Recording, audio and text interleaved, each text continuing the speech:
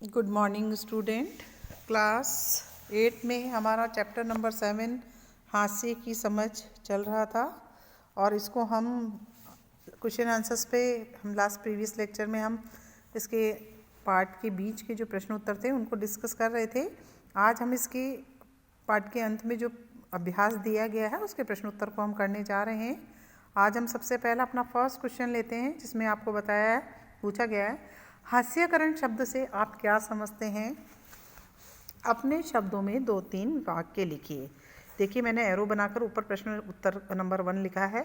सबसे पहले इसमें 3 वाक्य में किसी भी व्यक्ति या समुदाय को किनारे या हास्य पर ढकेल लेना हास्यकरण कहलाता है। अर्थात उसको सामान्य से अलग, किसी भी समुदाय को अलग कर देना, एक साइड कर देना, इसको कहते हैं हास्यकरण। ठीक है, अपने शब्दों में बोला किसी व्यक्ति या समुदाय को किनारे या हास्य पे ढकेल देना। दूसरा होता है हास्यकरण वाला व्यक्ति या समुदाय समाज की मुख्य धारा में नहीं रहता है। मतलब हम सब एक से दिखते हैं ना, उस धारा से, समाज की मुख्य धारा से अलग होते हैं। तीसरा है कि हास्यकरण समुदाय या लोग कैसे होते हैं? गरीब होते हैं या कमज़ोर होते हैं या दीन दृष्टि से उन्हें देखा जाता है। ठीक है, तो ये 3 वाक्य मैंने आपको यहाँ बताए पहले क्वेश्चन के उत्तर में। दूसरा क्वेश्चन हमारा है वो है हमारा आदिवासी लगातार हास्यों पर क्यों खिसकते जा रहे हैं? कोई 2 कारण बताइए। तो पहला कारण मैंने यहाँ पर लिखा है, आप ध्यानपूर्वक देखेंगे तो लिखा हुआ है पहला कारण आदिवासियों की जमीन को खनन व अन्य विशाल औद्योगिक परियोजनाओं के लिए उनसे बार बार छीना जा रहा है। और दूसरा मैंने यहाँ पर आप देखेंगे तो कोने में लिखा है कि ये आजीविका भोजन के मुख्य स्रोतों से वंचित हो गए हैं और गरीबी और लाचारी के जाल में फंस गए हैं, इस कारण ये हास्य पर खिसकते जा रहे हैं। तो 2 हो गए प्रश्न के उत्तर। अब आता है हमारा तीसरा प्रश्न, ध्यान से देखें। तीसरा प्रश्न, आप अल्पसंख्यक समुदाय की सुरक्षा के लिए संवैधानिक सुरक्षा क्यों महत्वपूर्ण मानते हैं? इसका कोई एक कारण लिखिए। प्रश्न का उत्तर मैंने नीचे ही लिखा है, आप देखें। अल्पसंख्यक समुदाय को बहुसंख्यक समुदाय के वर्चस्व से बचाने के लिए इन्हें संवैधानिक सुरक्षाओं देना महत्वपूर्ण माना गया है। अब आता है प्रश्न नंबर 4।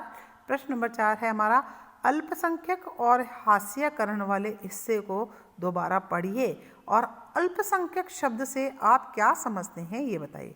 अल्प यानी कि थोड़ा, कम मात्रा में। ठीक है, ये मतलब होता है अल्प का मतलब, तो संख्यक का मतलब होता है संख्या में। ठीक है, तो कुल जनसंख्या में जब कोई समुदाय किसी अन्य समुदाय से बहुत छोटी सी संख्या में होता है तो उसे हम कहते हैं अल्पसंख्यक समुदाय। यानी अल्पसंख्यक बोलें तो छोटी सी मात्रा में होना, और अल्पसंख्यक समुदाय का मतलब होता है किसी जनसंख्या की समुदाय में संख्या का कम होना। ठीक है, अब आता है हमारा 5वां प्रश्न।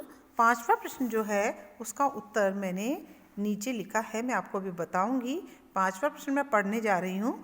5वां प्रश्न हमारा है, आप एक बहस में हिस्सा ले रहे हैं जहां आपको इस बयान पर समर्थन में तर्क देने हैं कि मुसलमान एक हास्यई समुदाय है।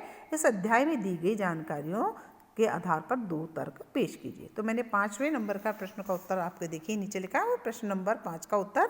उसमें देखेंगे मुसलमानों में मूलभूत सुविधाएं जैसे पक्के मकान है, बिजली है, पाइपलाइन का पानी है ना, उन्हें आदि जो चीज़ें हैं, प्राप्त परिवारों की संख्या बहुत कम है। आपने एक तालिका भी पढ़ी थी इस लेसन में, देखा था कि अन्य समुदाय से इन समुदाय के पास पक्के घर में लोग कम रहते हैं, बिजली की सुविधा कम लोगों के पास है, पाइपलाइन से पानी कम को मिलता है। तो ये सब कारण ये क्या दिखाई देते हैं बेटा? हास्यकरण समुदाय दिखते हैं। दूसरा, मुसलमानों में साक्षरता का जो प्रतिशत है वो सबसे कम है हमारे भारत में, अन्य धार्मिक समुदायों की तुलना में बहुत ही कम है। तो ये 2 कारण पूछे आपको, हमने 2 कारण यहाँ पर बता दी। अब आता है प्रश्न नंबर 6 का उत्तर देखते हैं।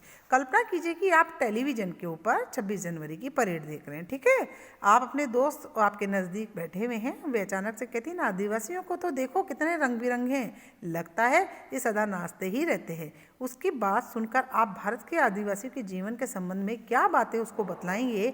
उनमें से कोई आपको 3 बातें आपको बतानी कि आपके दोस्त को आप क्या बताएंगे तो हम क्या बताएंगे बेटा कि आदिवासियों में ऊंच नीच की भावना नहीं होती है, बहुत कम होती है। इसी कारण ये समुदाय जाति वर्ण के आधार पर अन्य समुदाय से बिल्कुल अलग होता है। मैंने पहले भी आपको लेसन में पढ़ाया था कि जाति धर्म इनमें नहीं होता, ये सब एक समान दिखते हैं और जाति धर्म ऊंच नीच को नहीं मानते।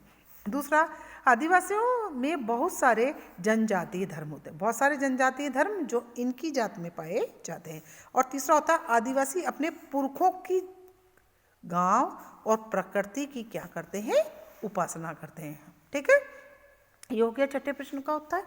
फिर आता है हमारा सातवें प्रश्न का उत्तर, जो है एक फिल्म बनाना चाहती है आदिवासियों पे, तो आप आदिवासियों की कहानी बनाकर उसकी, तो ये आप सब बताएंगे जो हमने पूरा इस लेसन में पढ़ा है उसके बारे में कि फिल्म बनाएंगे तो आपको बताना है आदिवासी कौन होते हैं, कैसे रहते हैं, उनके धर्म क्या हैं, रीति रिवाज क्या है, किस तरीके से वो जीवन यापन करते हैं, किस तरीके से वो दूसरे स्थान पर पलायित हुए हैं, तो उसके बारे में आप सारी जानकारी देते हुए उस पिक्चर को बना सकते हैं। तो ये आपको अपने मन से लिखना है।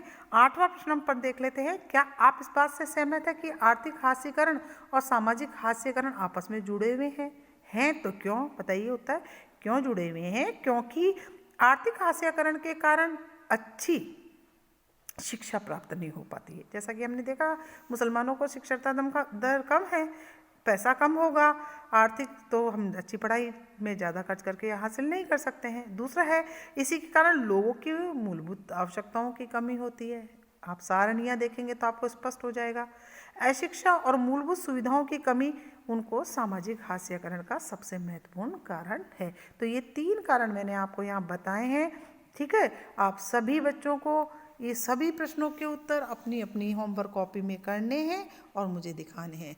तो आज अपना ये 7 चैप्टर के साथ साथ हमारी जो बुक है सिविक्स की, आज हम इसको कंप्लीट कर रहे हैं बच्चों। अब हम नेक्स्ट लेक्चर के अंदर अपने हिस्ट्री की जो बुक बच गई है हमारे अतीत, उसको हम लेंगे, उसके बचे हुए 2-3 पार्ट हमारे हैं उनको हम करने का प्रयास करेंगे। थैंक यू वेरी मच बच्चों। इस लेसन के अंदर ही हमारे कुछ शब्द संकलन में ऊंच नीच, घेटोइजेशंस क्या होता है, मुख्य धारा क्या है, विस्थापित क्या है, कुपोषित क्या है, इन शब्दों के अर्थ दिए गए जो आप ध्यानपूर्वक पढ़ें। Thank you.